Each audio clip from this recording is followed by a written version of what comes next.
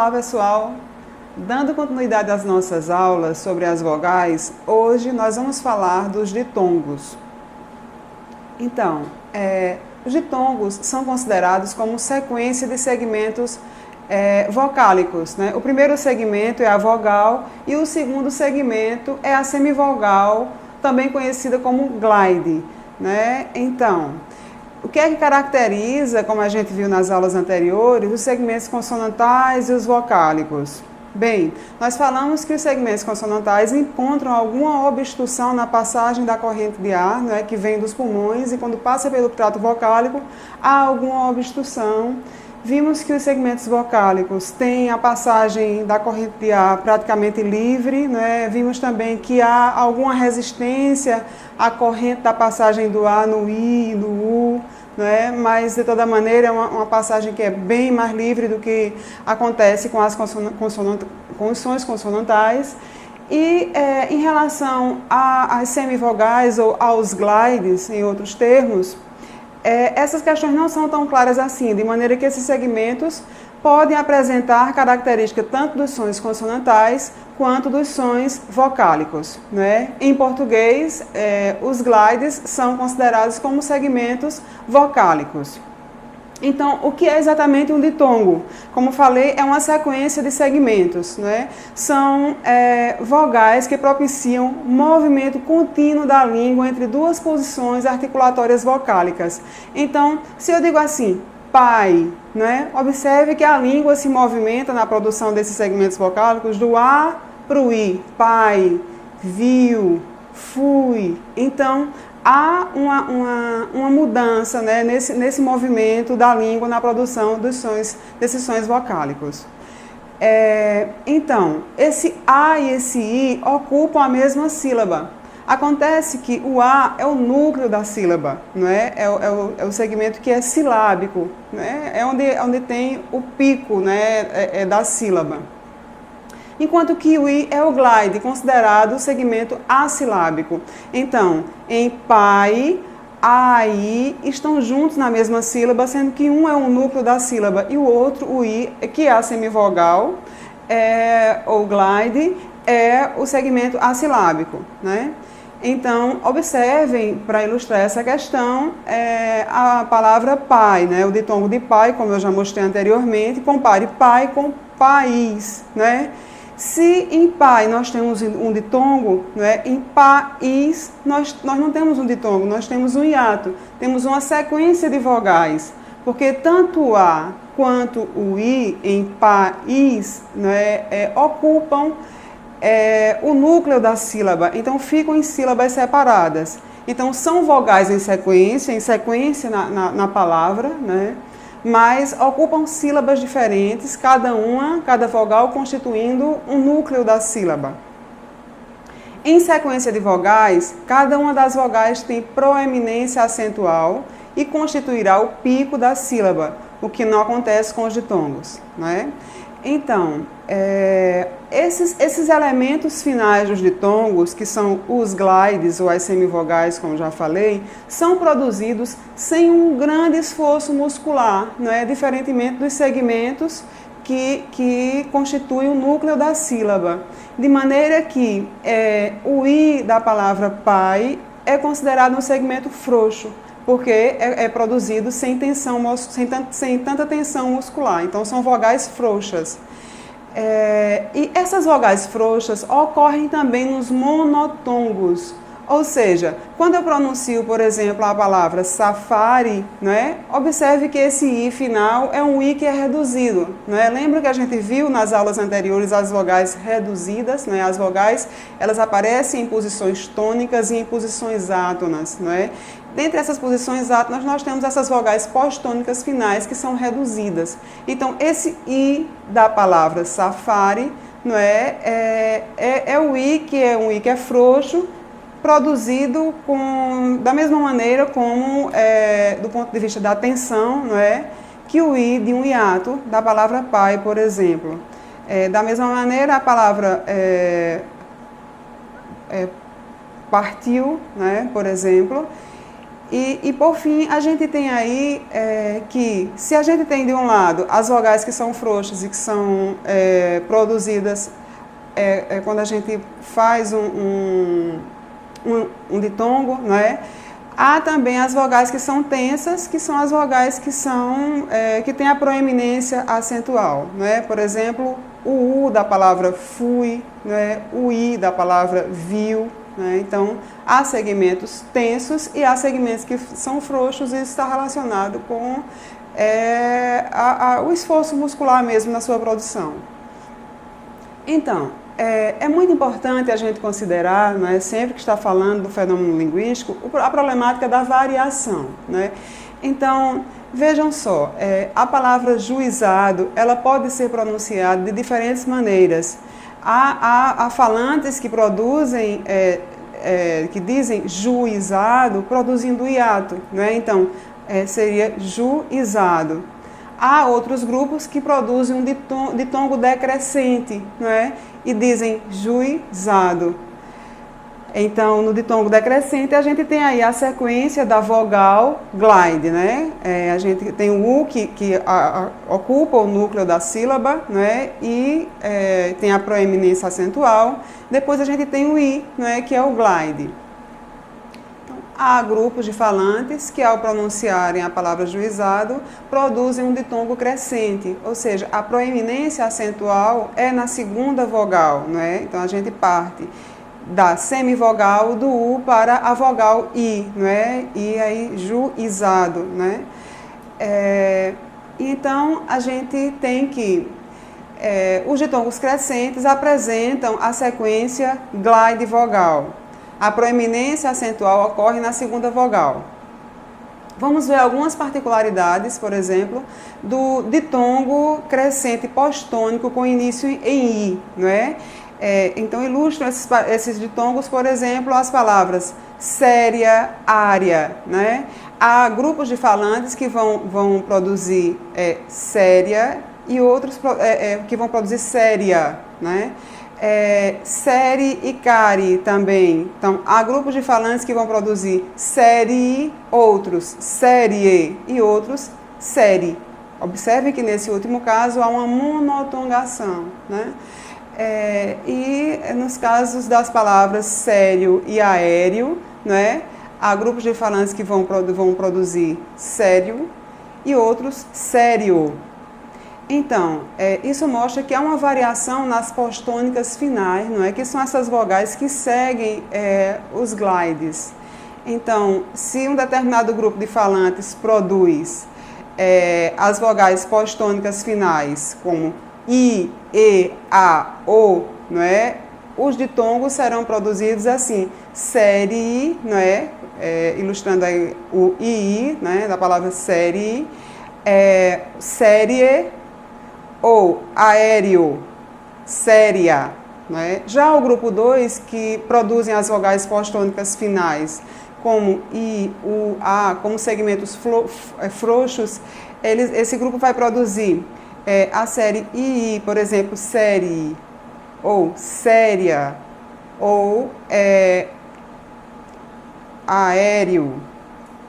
Então, o ditongo crescente pretônico com início em U sempre ocorre em formas com infixo ion, Então, observem as palavras estacionamento, nacionalista, sensacional, Sempre que esse infixo ion se fizer presente, nesses casos, a gente vai ter obrigatoriamente um ditongo crescente, A variação na pronúncia vai acontecer quando não ocorrer esse tipo de infixo. Então, ditongos crescentes pretônicos que não têm o infixo em on, como gracioso, pode então ser produzido com variação. Então, a gente pode ter gracioso a gente pode ter gracioso ou gracioso. No primeiro caso, tendo a proeminência acentual na segunda vogal, E no segundo caso, havendo o hiato. E agora nós temos ditongos crescentes pós-tônicos com início em U, Então, vamos ver aí as palavras árdua, mágoa, né?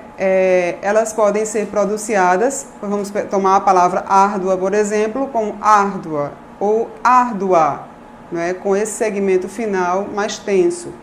E as palavras tênue, côngrue, né? E aí nós podemos produzir tênue ou tênue, né? Árduo, vácuo, que podem ser pronunciados como árduo, vácuo, ou árduo, vácuo, né? Ou apenas vácuo, havendo aí a redução. Então, como a gente está vendo, uma questão assim, bastante importante a ser considerada, que é a questão da variação.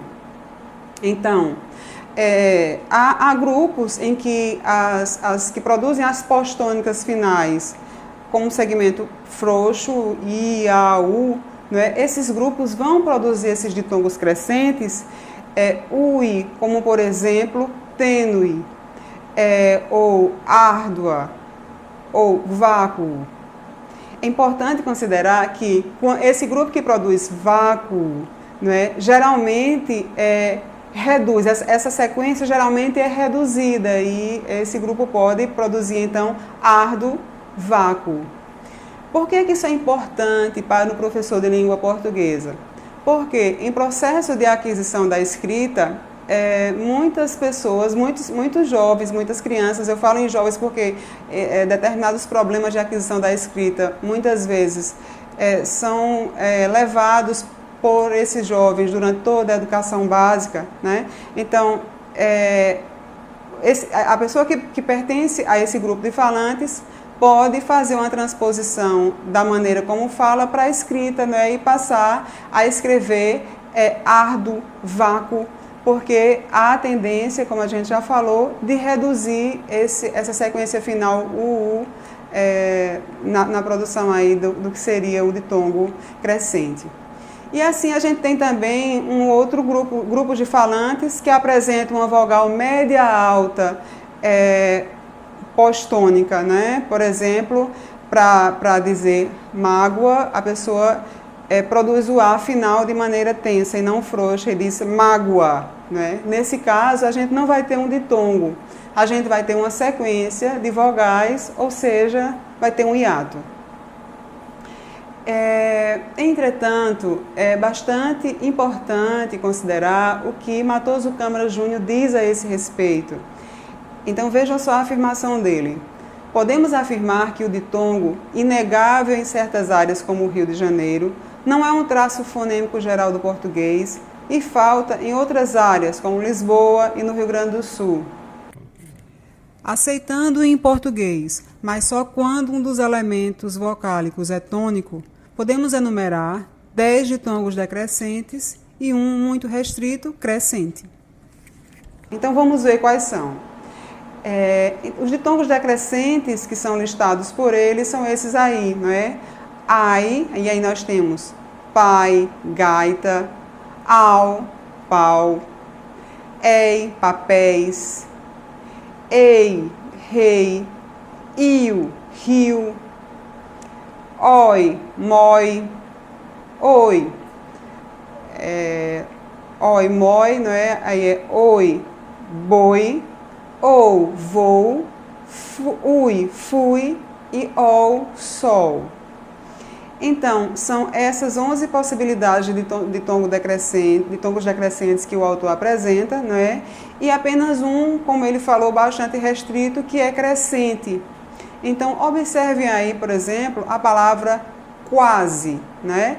Essa sequência aí, a gente tem esse diacríticozinho aí nessa transcrição fonética. Observe a transcrição fonética da palavra quase, né? E você vai ver que nós temos uma sequência de oclusiva velar seguida de um glide, né? Então, oclusiva velar é o K, né?